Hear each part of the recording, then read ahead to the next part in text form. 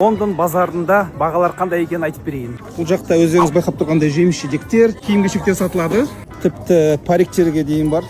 Алдымен саудамызды мына ет дүкенінен бастайық. Халал. Мынау сиырдың еті, сүйегі бар. Килограммы 4,5 мың теңге. Сүйегі жоқ ет, стейкке арналған. Килограммы 6200 теңге.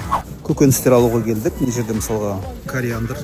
Екеуін алсаңыз 1000 теңге болады. Сарымсақ, оны да екеуін алсаңыз 1000 теңге бағасы. Болгар бұрышы тостаған ішінде 4-5 тұр, бағасы 650 теңге. Жеміс-жидектер мысалға бір тостақанның ішінде 6 отыр, 650 теңге. Лимон, ол да 650 теңге. Мандарин, ол да 650 теңге. Бұл жақта көбіне қолма-қол сауда, карточкамен төлемейді. Сондықтан арзан, өйткені халық салықтан жалтарады.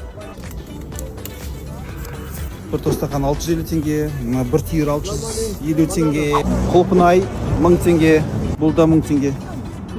Екеуін алсаң, 650 теңге тұрады авокадоның бесеуі. Мандариннің бір коробкасы 2000 теңге. Балық сататын сауда қатарына келдік.